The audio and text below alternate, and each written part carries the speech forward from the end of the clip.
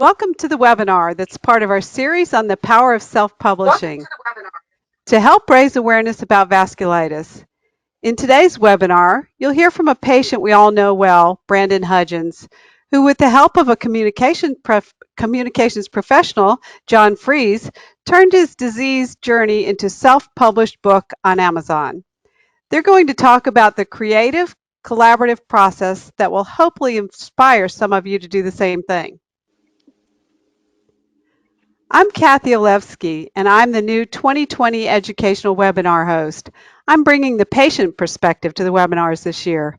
Before my diagnosis, I was an athlete. In my professional life, I own several martial arts schools, which my husband's son and I operate together. I'm an 8th degree black belt in karate and have been teaching martial arts for over 40 years. I think my story may sound familiar to many vasculitis patients. I went to 13 specialists before some lab work indicated that I was in kidney failure. My nephrologist ordered an ANCA test because he'd just been to a seminar about vasculitis. The next step was a kidney biopsy, and that confirmed the diagnosis of ANCA vasculitis back in 2008. And once under treatment at UNC hospitals in North Carolina, I had my kidney function restored to an acceptable level through plasmapheresis, steroids, and several different drugs, including Cytoxan, Imuran, and rituximab. I was in treatment for 6 years, and I've been in remission off treatment for 6 years. In my life in remission, off treatment, I still teach martial arts classes, but not as many classes as before. I've been lucky enough to travel as far as Australia and New Zealand as a professional speaker. So let me begin by introducing our two guests today.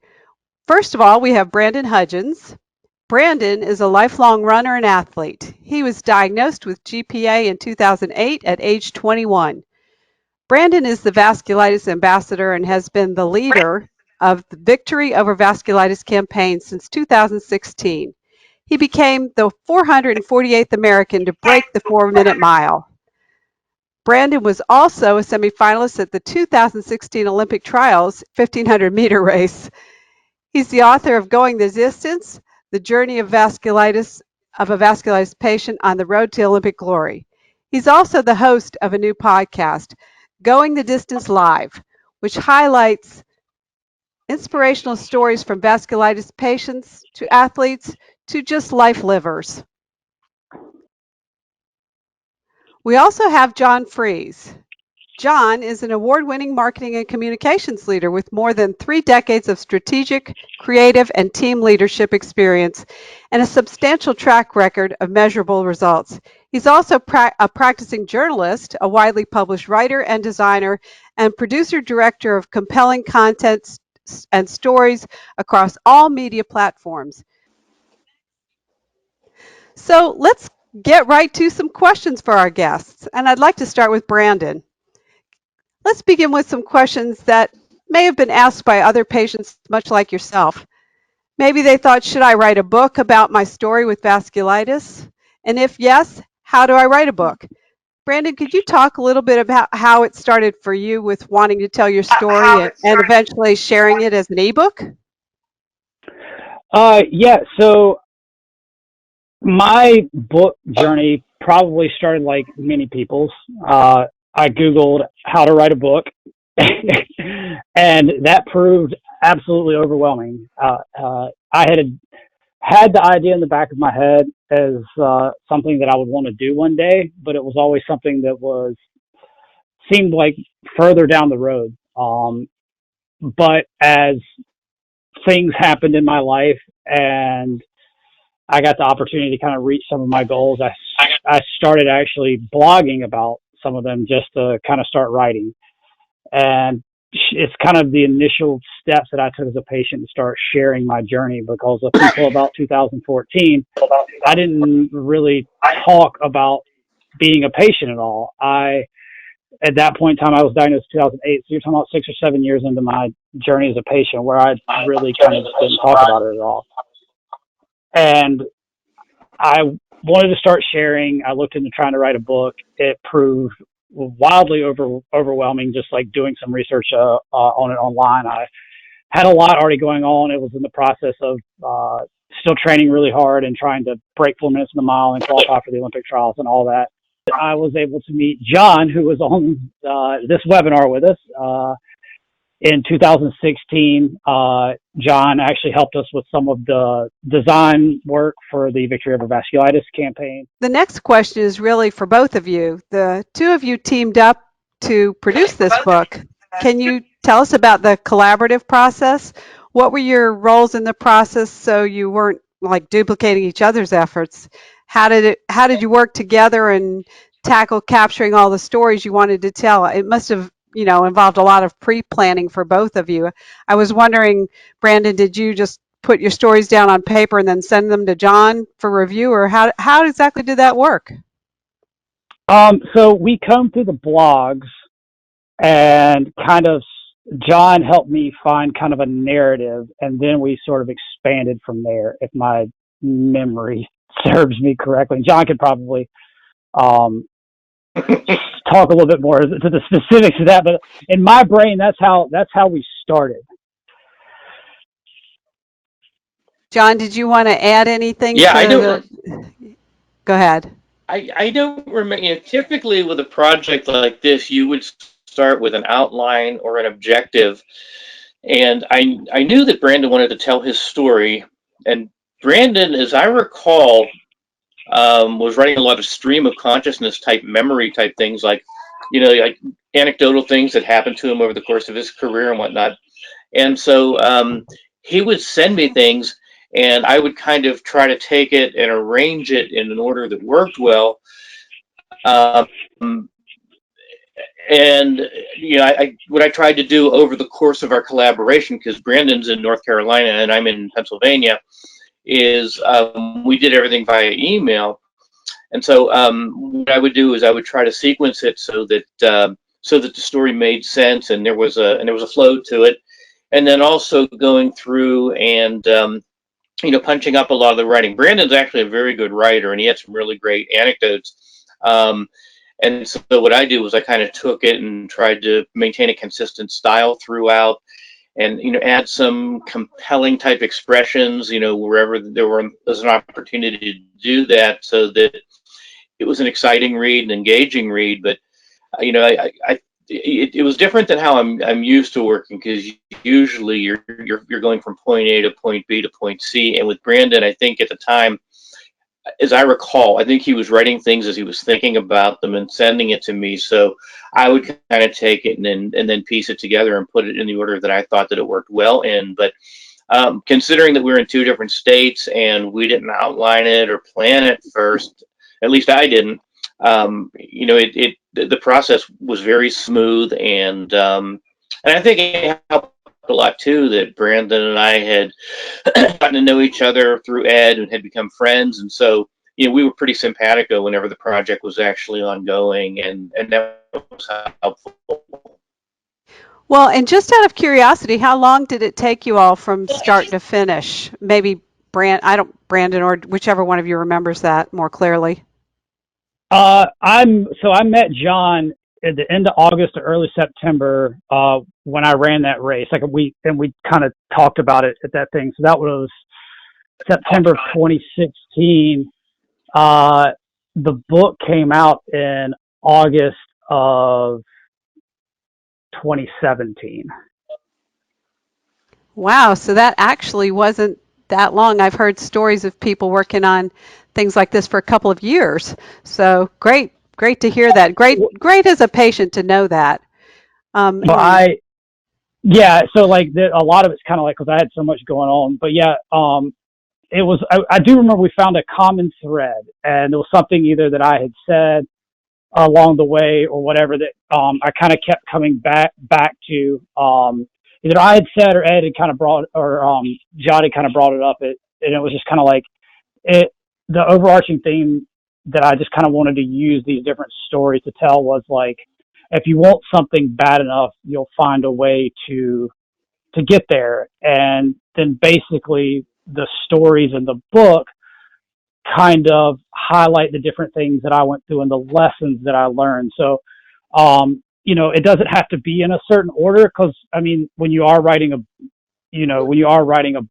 book, a lot of times you're trying to get somewhere, whereas these are just kind of like tools that can be interchanged, and lessons that I had learned, and one's not necessarily more important than the other. And we just kind of rolled from there. And as I, you know, remembered stories and remembered important things, I would write them up, and then John would make me sound intelligent. Because I did fail English in high school. I like to remind everybody of that. I did fail English, and I have now published a book, and I was also published a research study in college. So if there's a story in this, you can do it even if you fail English in high school.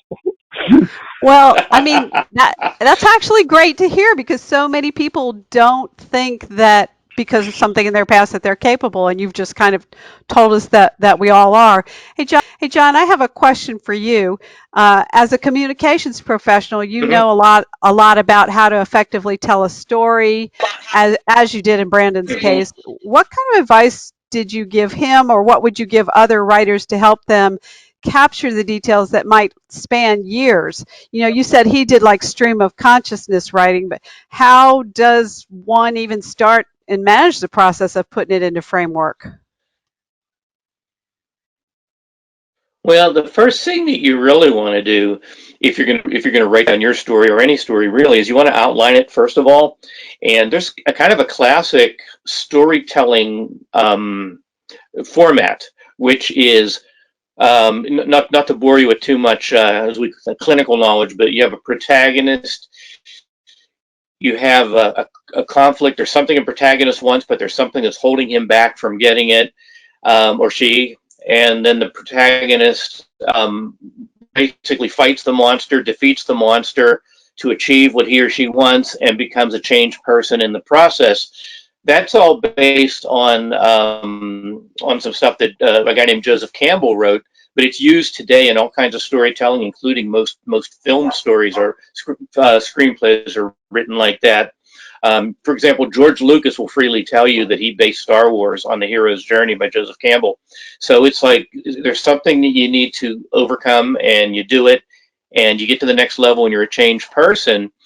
So what kind of helped, make this project work really, really well with Brandon is that his story is very much that. I mean, he's had goals, and then he's had things that wanted to prevent him from reaching his goals. And if you read the story, and I would tell you, I looked forward to every email Brandon sent me because he had so many good stories.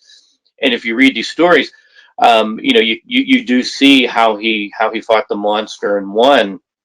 Um, but just in general terms of writing a story, you want to think about that type of a sequence because that's what makes it satisfying for the reader whenever they see a change that has occurred, and they also see that there's a journey that you went on. Whoever takes the journey. You also want to think in terms of your audience and what value they're going to get from the story, because it's one thing to keep a diary or to write things down, but it's another thing to write it in a way that's compelling and engaging. And I think what Brandon sent me was compelling and engaging, and I tried to make it even more so, while keeping it, very true to what happened.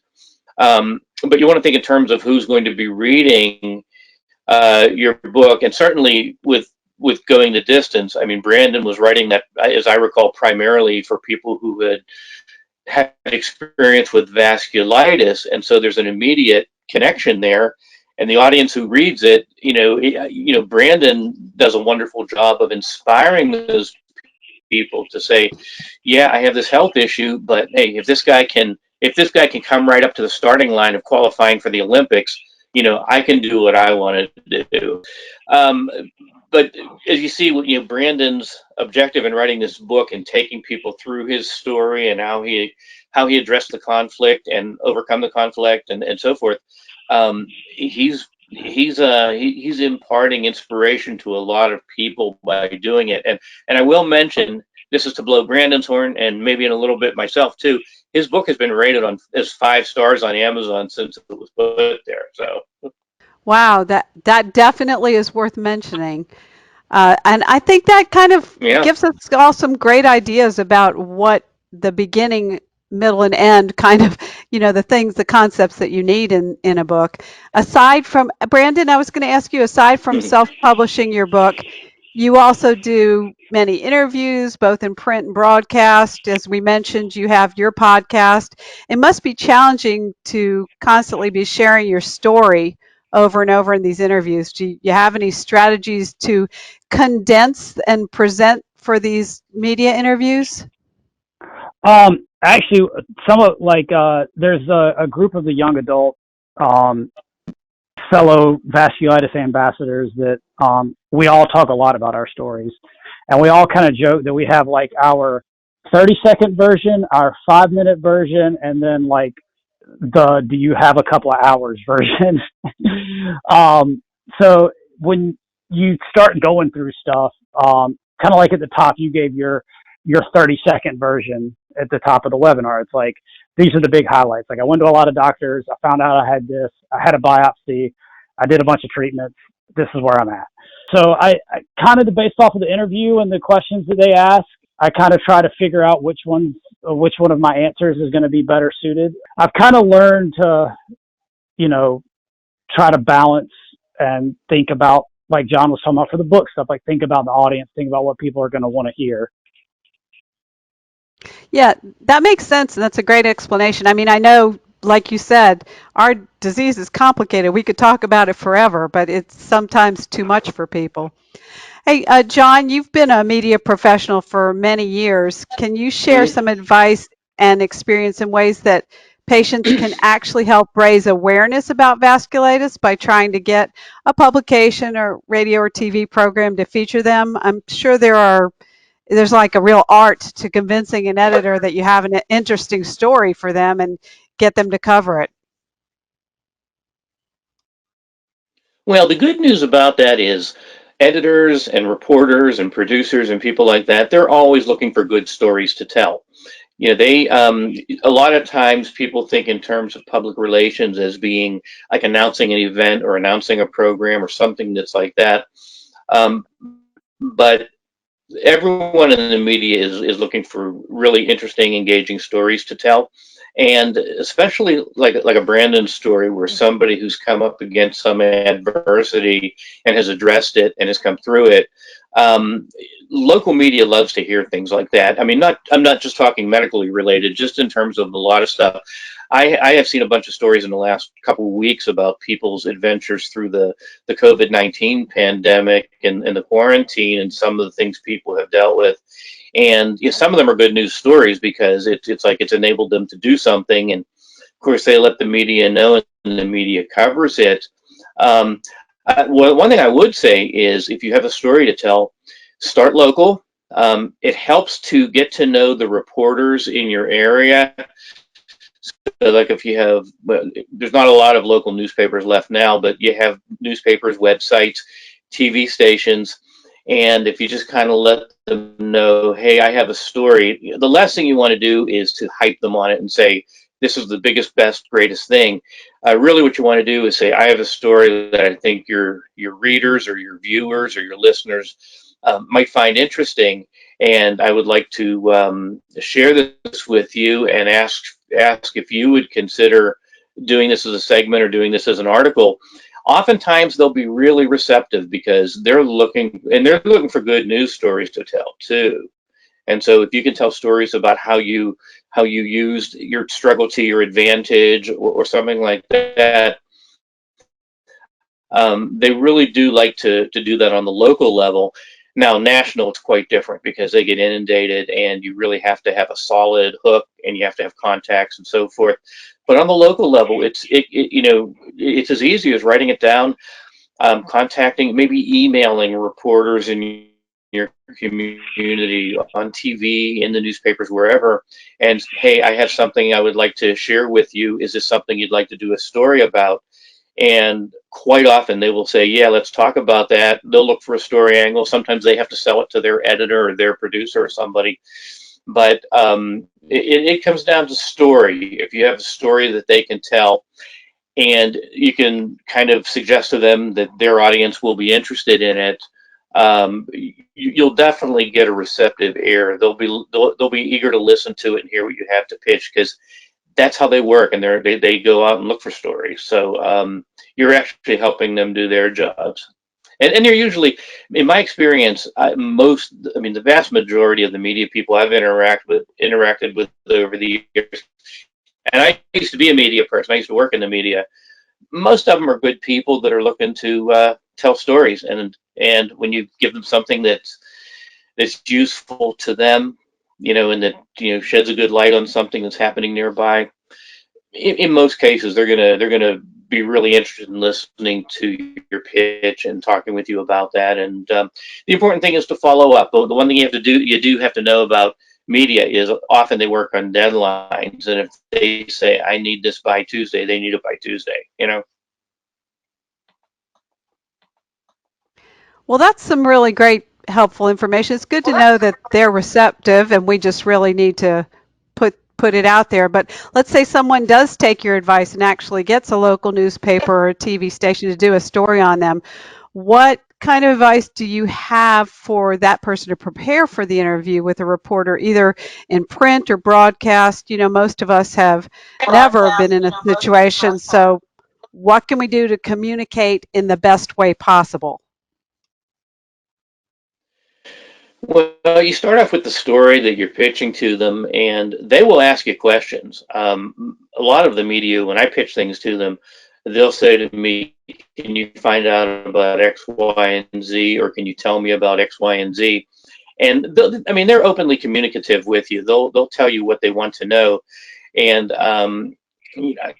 I would say when you pitch them, just know your story, and be truthful. Always be truthful, and don't embellish, because they can see that a mile away, and it's not ethical. But I would, as far as having answers, I would just be prepared to tell the story, and in your own words is fine, because if it's a human interest story, what they're doing is they're spotlighting a human being in the community.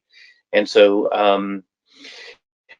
the last thing you want to do is make it sound promotional or anything like that. Like if you created a new product and you said, I started this, they're gonna say things to you like, did you do clinical trials for it, or has it proven itself in the marketplace? But if you're simply telling a story, such as what Brandon is doing in his book, I mean, if you send an email pitch to a media person, I mean, I can tell you there are a few stories in Brandon's book that if he just alluded to them as bullet points in his pitch, they would probably call him back and say, "Oh yeah, can you tell us more about this?" I mean, if I were a media outlet in North Carolina, just the story in his book about the time he went running through the woods and around like a pond that was in the woods, and the incident that happened there would interest media people. And I don't know, Brandon, if you have ever told that story to the media, but I know when I read it, when you first sent it to me, it was like, wow. So, Yeah, you have anecdotes to support. Yeah, that's one I actually haven't talked a whole lot about. But yeah, uh, yeah, there's tons, and to reinforce what John says, and I've done a fair share of interviews over the years, and I used to get really nervous for them, because I would think too much, trying to give some sort of polished answer, but that always backfired.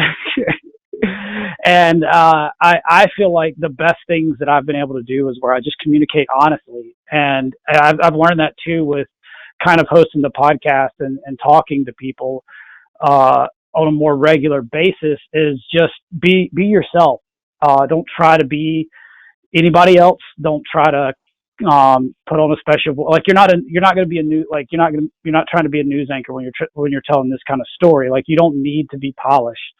What you need to do is tell your story and be honest and be open and be real, and people will connect with that, and people will see that on. And because I always joke, because like Ben Wilson, who does a lot of work with the foundation, he's very polished because he's a play-by-play sports broadcaster. And anytime I'm talking to him, when he gives answers, they're very, very concise, because he's really good, but he's practiced. He's done 10,000 hours of talking and thinking at the same time.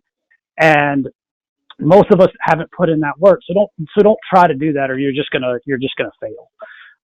So yeah, just anytime that you're trying to tell your story, try to tell it as honestly as possible. There sometimes tends to be a little bit of a mystique around the people that you see on TV because they come into your living room on your TV set, or the people on the radio, you listen to them, and then if they invite you for an interview.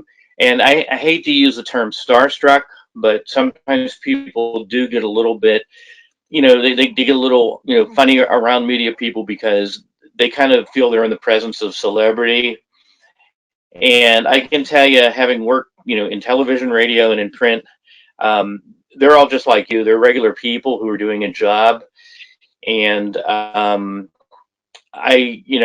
Brandon says, be authentic, be yourself. And when you're interacting with people, just look at that person as another person, because really that's all they are. I mean, and it's not to say that they're, anything, less about them, but there are a lot of times people do tend to perceive faces on the TV screen as being like big time celebrities, and they're well known locally, certainly.